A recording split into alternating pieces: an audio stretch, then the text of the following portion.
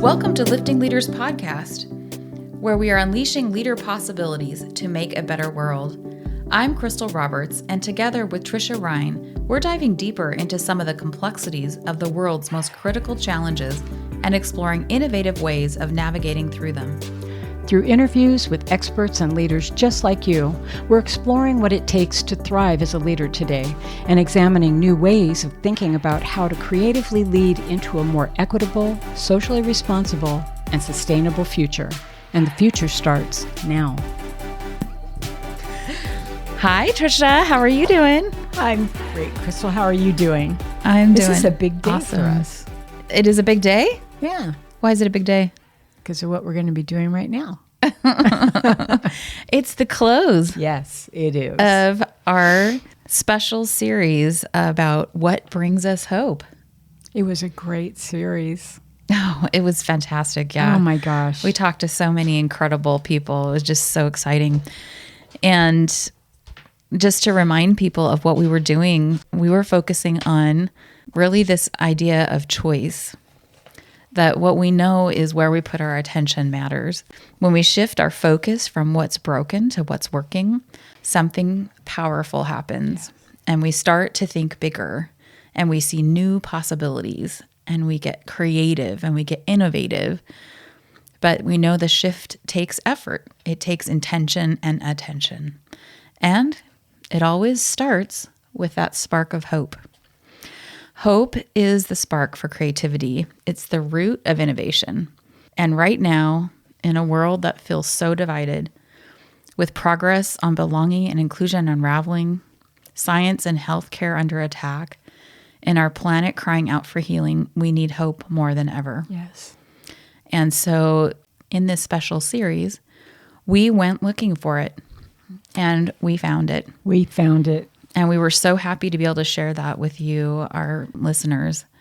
In this series, we heard from 5 incredible people. We heard from scientists and artists and dreamers who refuse to give up, and they lean in and they're finding new ways forward.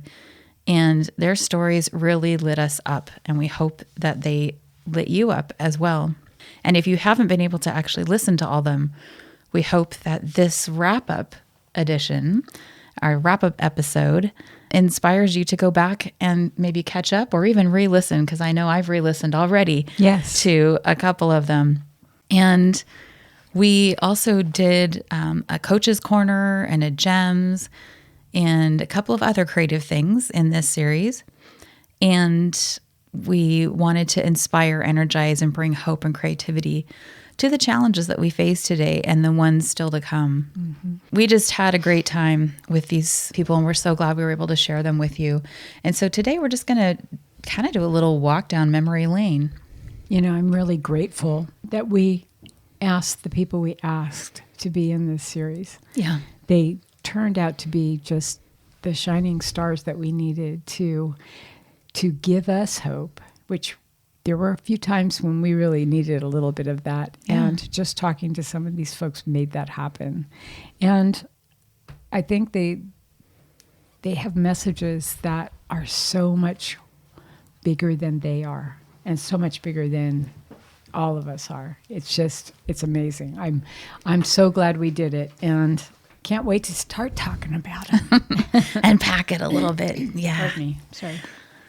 So we hope you've been on the journey with us, and that this will help remind you and sort of bring it all to close of who was a part of this really fun series. We kicked off with Carla Ondrazik. She's a great friend of ours. Mm-hmm. And this was the 3rd time she's been on our podcast. And we were so honored to be part of her book launch of Stop Trying: The Life Transforming Power of Trying Less and Doing More. Yes. And she was great. What a great opener for this series. Mm-hmm. You know, here is a woman who just exudes hope in so many ways. It's just, you know, she's got an energy and a passion around it, and she's able to show how, you know, hope is a big part of not trying and doing, right? Yeah. When you try something, that's with the intention of, maybe doing it, but but you always give yourself the out. So trying is just about that tentativeness. Yeah. But if you really want to see hope come alive, you have to do something. And that to me was a clear message when she talked about it, building trust and how doing things makes you stronger. It makes you more confident. It makes you more engaged with other people and in the work that you do. And just getting there would be desirable. Trying to get there isn't going to get much. Yeah. And I think people see that, Yeah. If I say I'm going to try something all the time, I have a lot of friends who probably sit there and go, yeah, well, we'll see you later. Yeah. But Carla has a beautiful way of talking about it. And she's also brought in the neuroscience behind that, which I think is so important. A lot about, just trying to retrain your neural pathways, your superhighway in your head, right? And growing some mental muscle around getting things done and having an orientation of doing, not an orientation of sitting back and trying. Yeah. What I really loved was that this wasn't about overdoing, but it was about getting clear about what's most important. Pick that one thing. Yes. And then do it. Commit to it and then actually do it. Even if you have to eat that frog. Yeah, what was Eat the Frog? Tell our listeners about that if they didn't listen. Oh, well, what I took from this was that she said every morning, or just about every morning, she eats a frog. And at first I thought, okay, I've heard the expression, but I'm not quite sure what that means. And what she said is that, there are things that are on her list or things that she knows she has to do. And she's not going to try to do them. She's going to get them done. But she does the ones that are her least favorites first in the morning, and she calls that eating the frog. Yeah. So she eats the frog, maybe one or two, and then she gets to have the rest of her day. And that's what I like, was that she gets to have the rest of her day doing things that she loves. Yeah. And things that make her heart happy. Yeah. So, I thought that was just really perfect to put that in there, because it's true. It's not always fun doing. Yeah. And I think that's why a lot of people back away from it. But if they just take the step, those little baby brave steps right forward and do it, then that thing that they were dreading or that thing that they just didn't think they'd ever get to is done. Yeah. And now they've got all this other worldly, world of possibilities. And they might find something else that they want to do that's even way more fun. Yeah. And so on, right? I think it's got a lot of... I think the thing for me, too, that brings me hope with that is we talk about hope as a verb. Mm-hmm. And so it starts our day off with some action. Yeah. And so that builds energy and it builds confidence that we can actually do something. Yes. And so for me, that's where the hope comes in. And you know what comes with the confidence and that strength and trusting yourself. I can trust that I can do this. And I think what comes with that is a whole new vibe around who you are as a person. It makes you feel better about who you are. It makes you feel a lot better about reaching out to people you don't even know, because the possibilities that come with that are endless. But it's a lot more fun. Yeah. Right? Yeah. And then we talked with Dr. Matt Sturgio, about building bridges between solar and agriculture for a better future. Yeah. So Matt was our scientist that we talked with, and he's doing a postdoc at Colorado State University and also Cornell. Right. And he brought to us something that I thought was so interesting and really innovative, bringing a couple of ideas together of these solar panels and agriculture. And he talked about eco-voltaics and agrovoltaics. And it brought, to me anyway, it brought so much hope that here's something that nobody would even thought of 10 years ago. Mm-hmm. And now it's creating new ecosystems. It's creating income for the farmers. It's protecting crops, especially in other places of the world where it's getting really hot because of climate change. while the solar panels are providing, of course, energy, they're also protecting the crops so that they can continue to grow in these areas where they've been growing for a long time. So many benefits that came out of that. Yeah, I found this to be a fascinating chat. I really enjoyed having him on the show, and I really think that it would be great to have him back sometime to talk about maybe the progress that's being made in his experiment. One of the things I really also thought was pretty poignant was the fact that he's got, it's not just crops that he's talking about, it's indigenous plants, because indigenous plants in an area have a lot of benefit to the animals, animals, birds, whatever. Yeah. And if those plants, as we're losing water and all sorts of things, if they don't have enough to keep themselves alive, or enough sunlight and rain and, the combination, we won't have those in some areas. And that is when we start really worrying about the earth, going forward. And I think what he is doing is so amazing, where he's also looking at indigenous plants and how that can be, the soil can be enriched by the way he's planting them and the way the solar panels, rock back and forth. Some of it was out of check out our links. Yeah. Yeah. Some of it was a little bit above me, but let me tell you, I thought he did a beautiful job, though, of bringing it down to my level so I could understand what he was talking about. And it made me so excited about where we're going. Yeah. I've needed to be excited about something like this, especially, since there's so much bad news about climate change and stuff. Yeah. And people have been stalled this year for sure. And the fact that it's still going on, and that what I found also fascinating and absolutely heartwarming was the fact that this is a passion for him. Yeah. And that I'm seeing somebody with a passion. And I know that someday when I'm really old and gray, right, I'm going to read about him. Yeah. Because I think this guy is going to be definitely in the books, in universities and all over the place, because it's what he's doing is so important. And his project in New York is big. Yeah. I mean, it's a large project. It's not a small project. So you don't do that. You don't give people big projects like that with a lot of land without knowing that they have something that's really worthwhile. So I'm really hopeful that, and people can go on his website, go to this episode, the episode that we had with Matt on. There's information in there where people can get online and read more about it, learn more about it, but also maybe support his work. That would be great. Yeah. Yeah. With all the funding that's being cut because of the government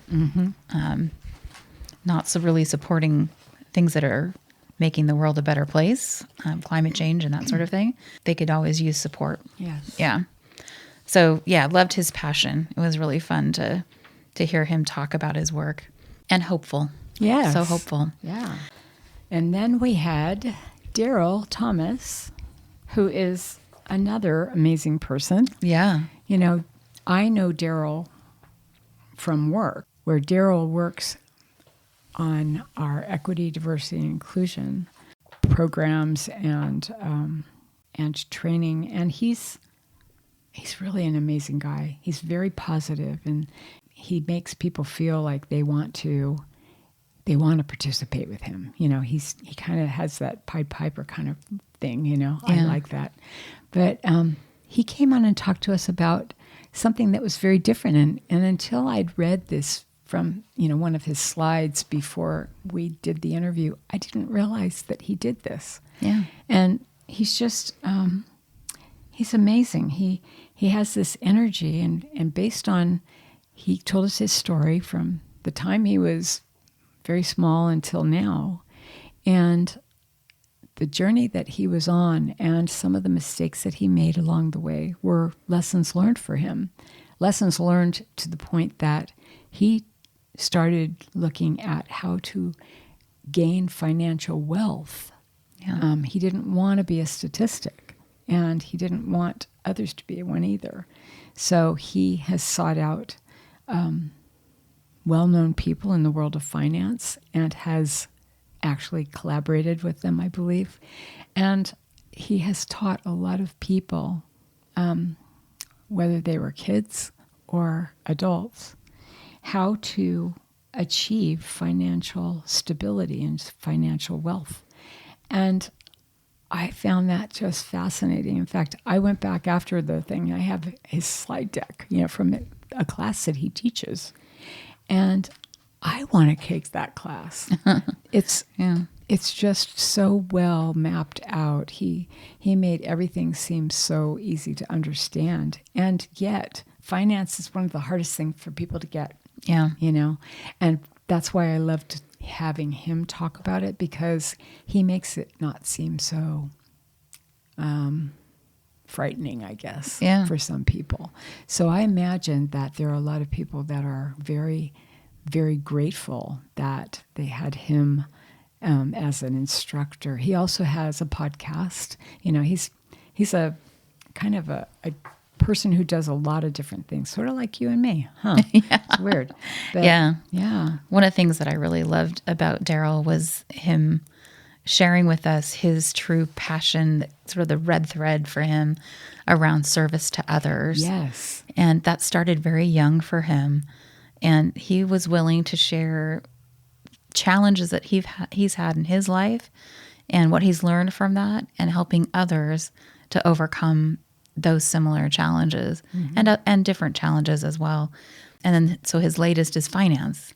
And I just love that's what clearly motivates him, is helping other people. Yeah, I think his heart is something that really shined through when we were listening to him talk. And I see that too at work. He's just a very, very easy to interact with person, and it makes you want to learn. So I'm so glad that he came on the podcast. I would love to have him back sometime. He's great. Yeah. And then we did a coach's corner, and we shared with you our research, some of the outcomes of our research, and specifically around how do you sustain hope for yourself, looking at actions, behaviors, and attitudes. And we shared some of the research that we did, and one of the big research studies that we looked at from Gallup, and how they said the number one thing that employees need from their leaders is hope. And they don't just need it, they expect it. They expect it, yeah. Yes. And that was fascinating to see Gallup come out with that as their number one. I was so grateful to see that, because you and I had already committed to do hope. And when we saw that, it was like, yes, and it is exciting. It makes me, it excites me, because we've had a really challenging few years. And the fact that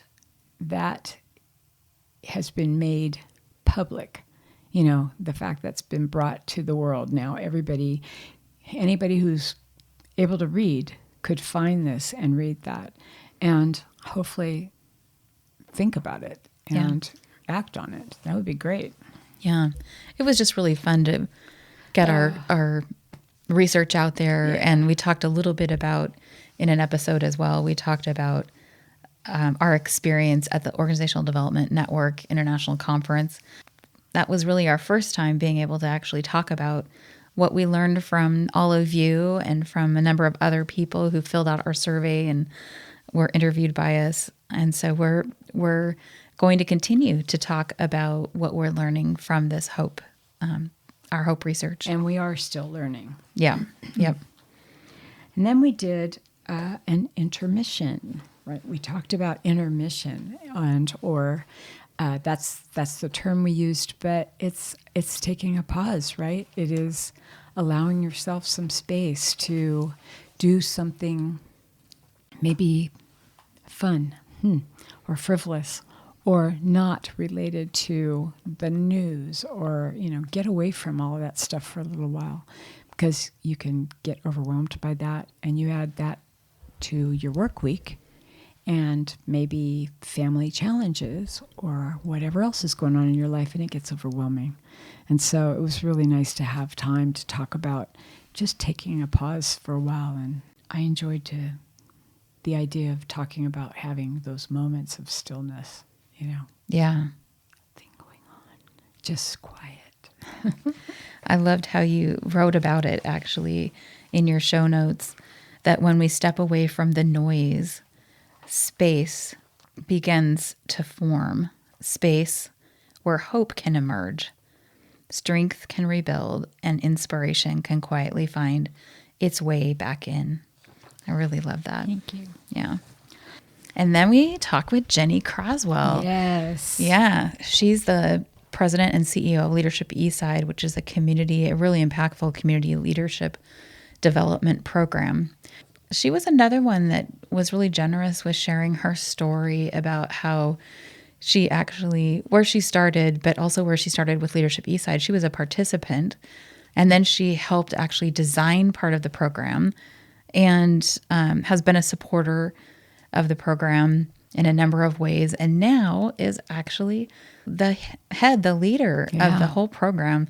And I just think that was a great story and a hopeful story, and you could really feel her passion come through in this interview. Yes, when you watch people in an interview, a lot of times you'll see them just, they've talked so many times about whatever they're talking about that they have a certain amount of energy in their face or whatever. But she just, had a burst of enthusiasm and passion about what she's doing, and happiness. It was like she loves what she does, and it came forth. She has energy and a lot of I think a lot of compassion and passion for what she's doing, and another person who looks outward. She's altruistic, I think, in many ways, and it was just so lovely to have a conversation with her. Yeah.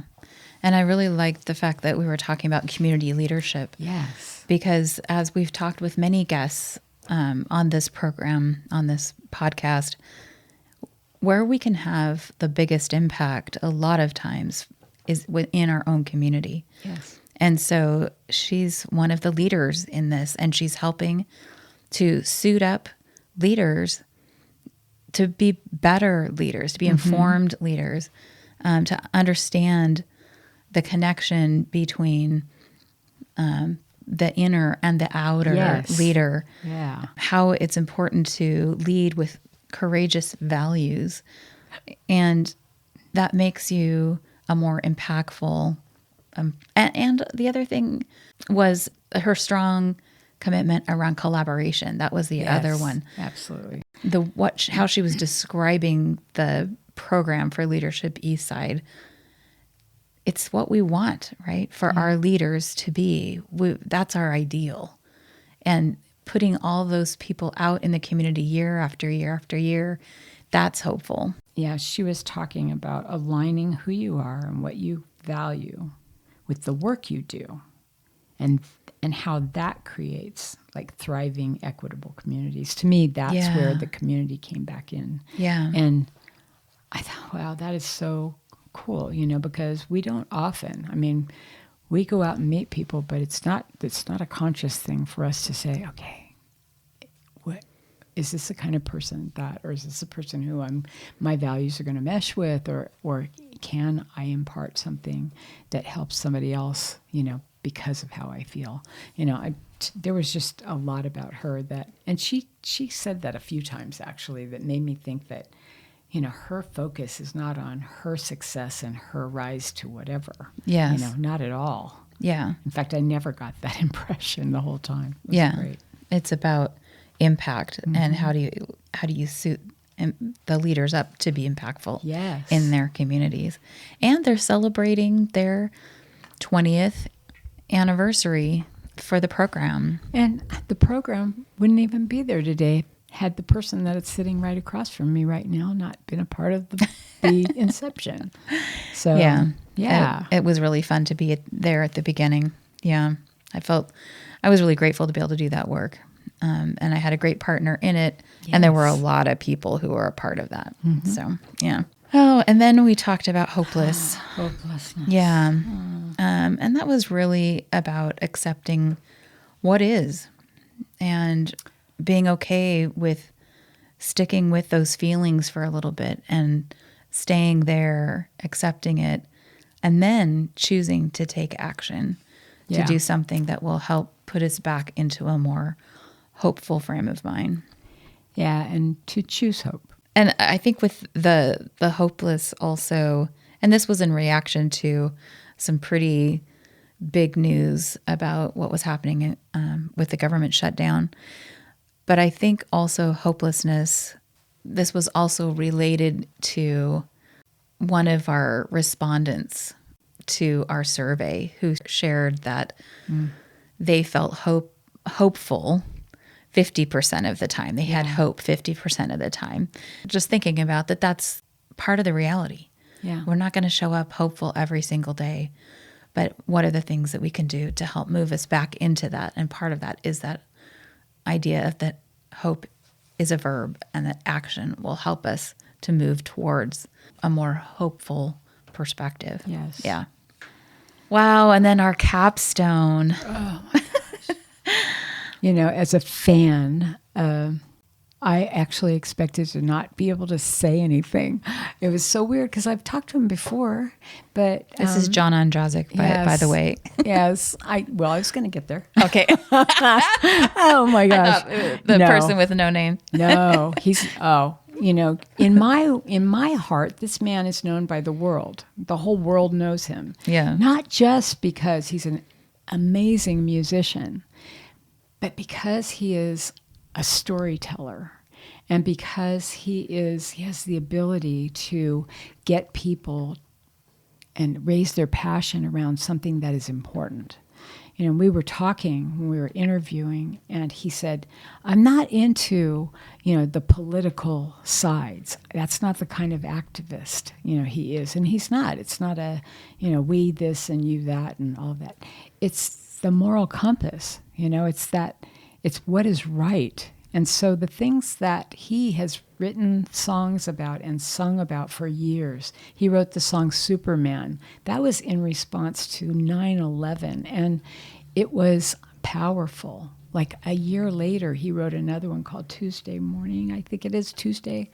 And that was a reaction, I think, to the fact that people were starting to act like 9/11 didn't even happen. And he didn't want them to forget that. Yeah. But he's written so many wonderful songs like 100 Years and Chances and, things that... and Hope. And he has a song called Hope, and I love it. It's a happy song. But he's a beautiful man as a soul that speaks his heart. And he also is a really good person. He's just, you can tell the way he talks to people. We were backstage and just watching him interact with people, I was thinking, this is him. This is not an act. This is a man who lives his values and who lives his passions. And I was so grateful that we had a chance to spend time with him and to hear his side of things. He's a very positive person, even when he's talking about things that don't seem so positive. He wrote some amazing music over the last few years. One was Can One Man Save the World, about Zelensky and in the Ukraine. And honestly, it was unreal the way he wrote that song in a heartbeat. And maybe he didn't, but it certainly seemed that way. And then he recorded it in a broken down, the largest cargo ship on Earth, I think, and it was completely a wreck. And he had the Ukrainian orchestra over on the side of him, and he had this upright piano playing it and singing that song. It was so powerful as a video. That's the kind of stuff he does. But to me, that's where hope lies too, because he sings these songs to inspire people to take action, right? Yeah. And there are so many wonderful songs. I hope people will look him up, and if they don't know who he is, and I, of course, as a fan, cannot imagine that, but I do hope that people will look him up, because I think if you heard some of his music, you would realize, number one, you've heard him before. But if you haven't heard him before, the words and the music sync beautifully, and they always have a great message. Yeah. He's such a great example, and he shared with us, why that's important for him to be an activist. Yeah.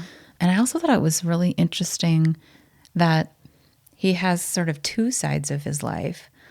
One is very almost mundane. It's like the family business. Yes. And he is part of that.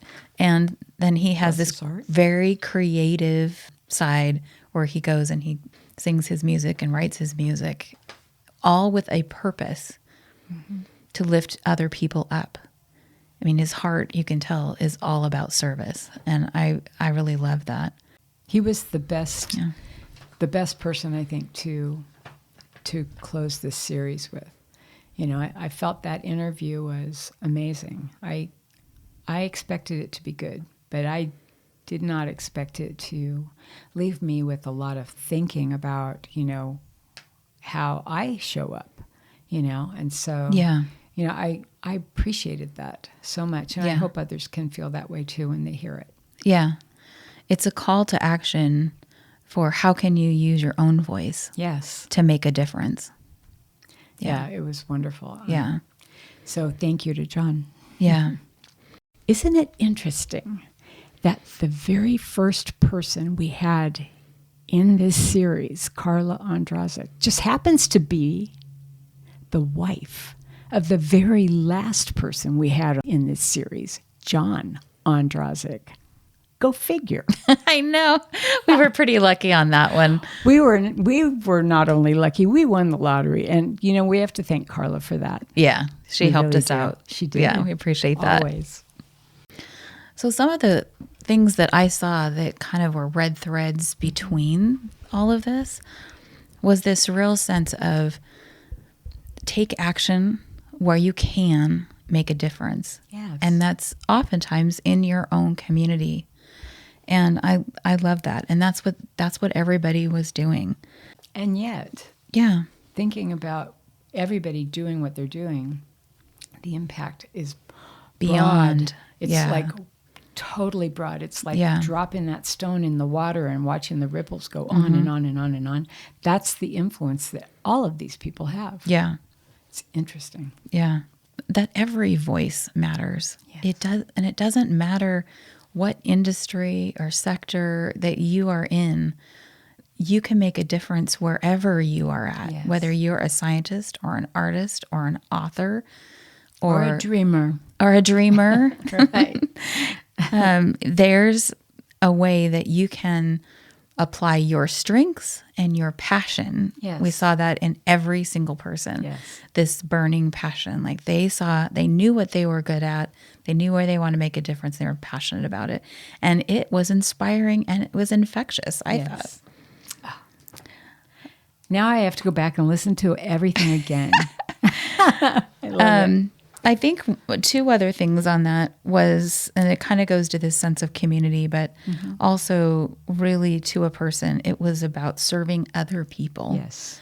So while, yes, it's their passion, that passion was directed in a way that served others. And then allowing openness, both with you, and this is actually one that you brought forward. So I'm speaking something, I'm not going to take it as my own words.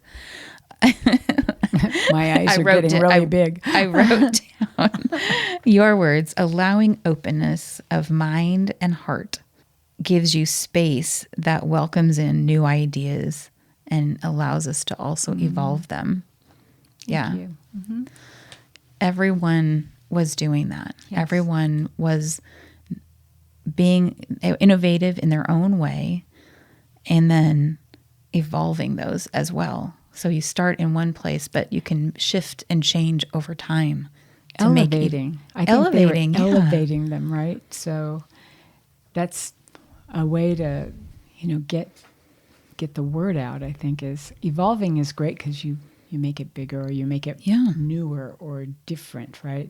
Elevating is taking that great foundation and raising it to a level that people can hear it or see it or, think it. Yeah.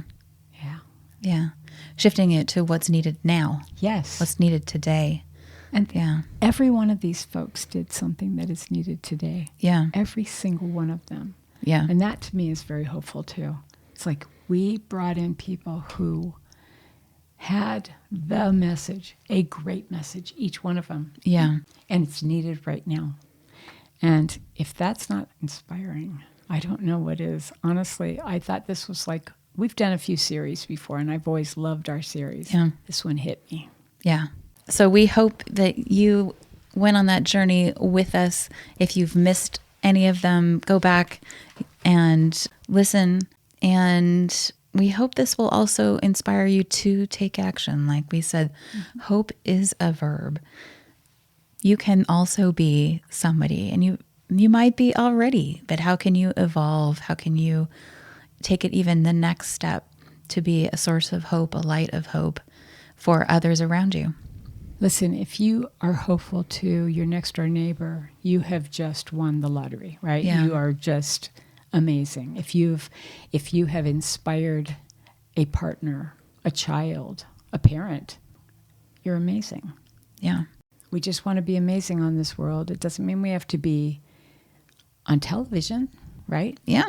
We just have to have had an impact on someone else, and a positive impact, right? Yeah. Yeah. And that makes the world a better place. That's right. That's right. There you go. So we would love to hear your comments, either on this particular episode. Go to Instagram or Facebook and leave us a message, or LinkedIn. We know we've got a lot of LinkedIn listeners. We would love to know what you thought about this series. Would you like to hear more of this kind of thing? What would you like to hear as we think about, we're already booking guests for 2026. Yes. Who would you like to hear from? We'd love to reach out and bring them on board so you can hear them. And tell us, what did you enjoy? Yeah. What came to mind for you when you listened to these episodes? We'd love to know what brought you hope from these episodes. I would love that. And if that's not what you felt, Yeah. let us know that too. Okay. Yeah. It's okay, because feedback is a gift, right? Yeah.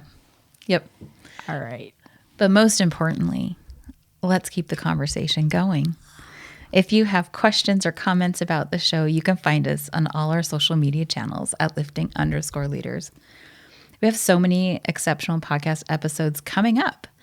Believe it or not, we have more. But wait, there's more. With more fantastic guests. So be sure to subscribe to our podcast on Apple Podcasts or wherever you listen.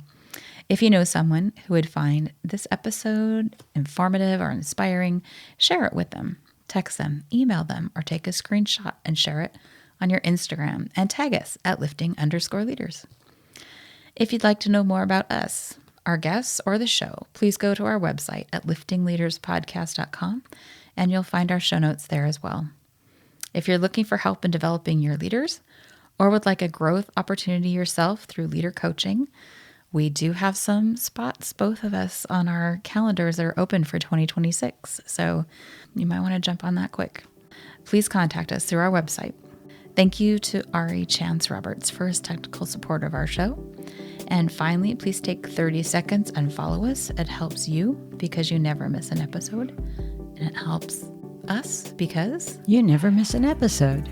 to follow us, go to the Lifting Leaders podcast show on Apple Podcasts, Spotify, or wherever you listen. Then just tap the plus sign in the upper right-hand corner or click on follow. While you're there, if you'd be willing to give us a 5-star rating and review and share the episode with a friend, we'd be so grateful. Thank you, Trisha, for this very fun episode today, but also for this whole series. Yes, thank you, Crystal. This was fun. We always have fun, and we love doing series, but this has been a great one, and I think it wouldn't have been so great had we not, really had each other to, bounce ideas off of and just bring all this together. It was wonderful. Yeah. Always fun. Many thanks to you, our listeners. We appreciate you. Find ways every day to lift each other up. Have a fabulous week. Take care. Bye. I want you to stop it at where you stopped and don't put mine in there. Okay. And tell us.